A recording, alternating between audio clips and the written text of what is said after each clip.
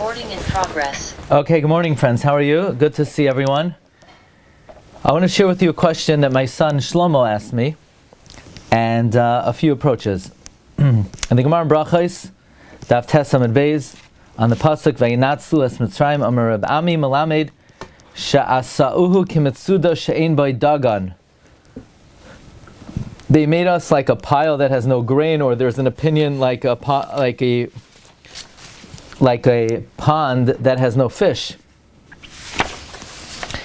And that means we really emptied out Mitzrayim. They're actually, the Gemara says, Rabasi Omer Asuk Kimitsula She'in By Dagim, and Reb Shimon Lakish Amar Kimitsuda She'in By Dagan. We emptied them out. We really scraped the bottom of the barrel. We took out all the money.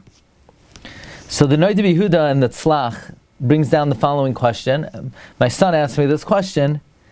Well, then where do we get the Bizas Hayam from? How are there spoils at the sea?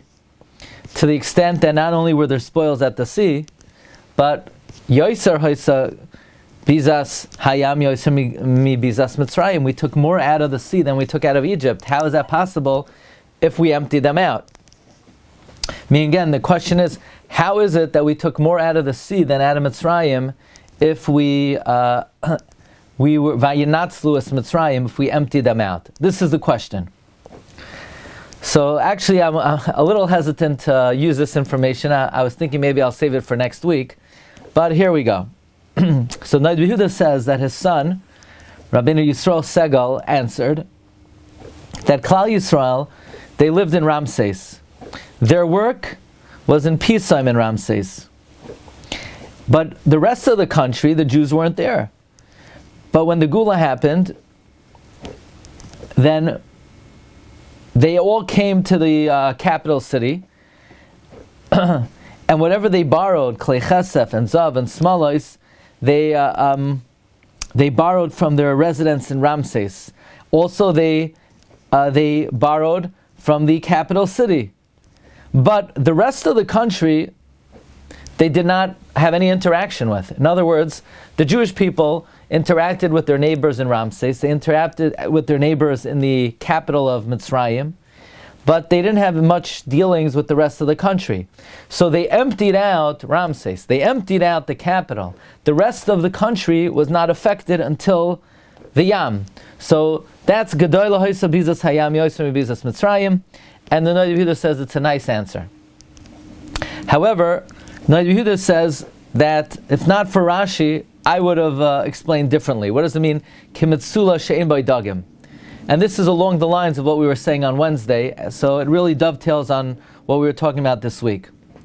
We know all the exiles that we've been exiled to, even though it's a punishment, but the Galus was l'toiva, like the Gemara Darshans and Psachim, that Hashem exiled the Jewish people among the nations of the world. Why? In order to add on Gerim to us. Because the idea is, we know that there are sparks of Kedusha that fall into the Klippa, and Klal Yisrael has to go all over the world in order to bring these sparks of Kedusha back, and they come back in the guise of Gerim. Now, says the Noid Yehuda, this is a concept you should all be familiar with, because we learned about it on Wednesday. But says the Noid Yehuda, that when Klal Yisrael left Mitzrayim, we took out all the sparks of Kedusha. That's why we had so many Gerim, right? The Torah says, V'gam erev rav alu imahem, because we basically took out every single spark of Kedusha. But says the Noid Yehuda, even though we can't really be doirish time of the mitzvahs, but what's the reason why the Torah warns us 3 times never to go back to Mitzrayim? The reason is because we have no business there, because we finished all of our business over there. Why is it that other Galasim we've never been warned? God never said, don't go back to France. God never said, don't go back to Germany. God never said, don't go back to other countries. Why Dafka Mitzrayim? Because other Galasim we left, either we were chased out, or we left with permission, and we never finished the job. But Mitzrayim we left with great pomp and ceremony. We left Biyad Rama, and Therefore, many Gerim attached themselves to us, and we finished the job. And therefore, there's not one spark of Kedusha left. Therefore, Hashem warns us never to go back. Says Noid of Yehuda, I've interpreted the pasuk. V'haya b'yahim hahu yitaka b'shoifar gadol. We say ubohu ha'ivdim b'eretz Ashur v'hanidachim b'eretz Mitzrayim. Why does the Torah separate the oivdim b'eretz Ashur and the nidachim in Mitzrayim? Says in Noid of Yehuda that according to what I said, it's very good. It says by Ashur ha'oivdim, not ha'avudim. What does that mean, oivdim? We're lost. We have an aveda in Ashur. Listen carefully. We're oivdim b'eretz Ashur. We have an aveda. What's the aveda? The sparks of Kedusha. But in Mitzrayim, there's no aveda. So why did we have to ever go there again? The answer is we didn't go there for any reason. We were just outcast over there. So everywhere else in the world, we're oivdim, we're lost there. We have to get back our lost object, our sparks of Kedusha. However, in Mitzrayim, we're nidachim. So says Noid Yehuda, when we say we emptied out Mitzrayim, it's not talking about the money. It's talking about the ruchnias. But in terms of the gashmias, we didn't really finish the job, or we didn't even do most of the job until we got to the Yam. So that's answer number 2. Again, the question is, if we emptied out Mitzrayim, so then how could Bizas Hayam have been more than Bizas Mitzrayim? So answer number 1 is the son of the Noid Yehuda. Bizas Hayam was more because the Bnei Yisrael only emptied out Ramses and the capital city. The Bizas Hayam emptied out the rest of the country. Answer number 2 is when we say we emptied out Mitzrayim, it means of sparks of Kedusha. I want to share with you another answer from the Sefer Imrei Noyam. Imrei Noyam of Rabbi Yaakov de Laishkash. Rabbi Yaakov de Laishkash. He says, how could the Bizas Hayam been greater if we emptied out Mitzrayim? He says, we emptied it out of whatever we saw, but the deposits and the treasures of the kings that were hidden deep below, and in the Matmoniyos, we never saw it. We didn't get it until Bizas Hayam. One of the commentaries on Rashi is a sefer called Be'er Besada. And the Be'er Besada says Yosef HaTzadik gathered all the storehouses of silver and gold that was in Baal Tzefain. And Paroi said to his servants that, okay, I'm going to open up the storehouses.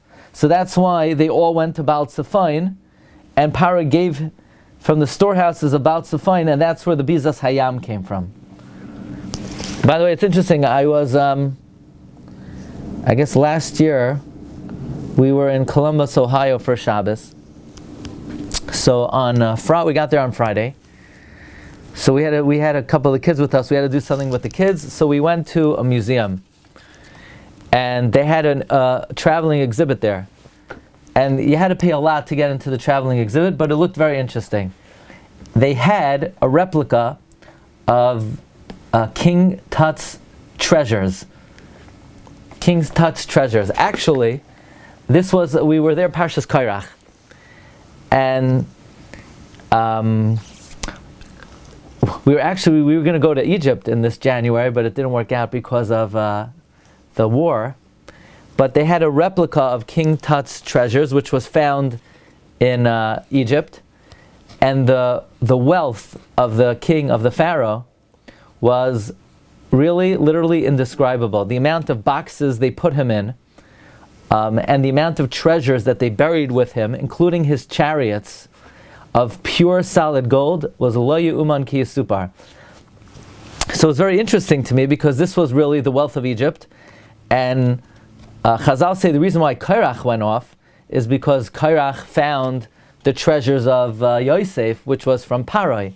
So just to give you a little glimpse of what we're talking about when we talk about the Bizas Hayam. Now, this past Matzoi Shabbos, I said over something from a sefer Ma'avar Yaboik regarding saying Kriya Shema with the right kavanah. because we know that when one says Shema, one is supposed to be mechaven that they would give up their life al Kiddush Hashem. Yeah? And the Maver Yaboik says that the mitzvah of Kiddush Hashem, the mitzvah of giving up one's life for Hashem, is incumbent on every Jew.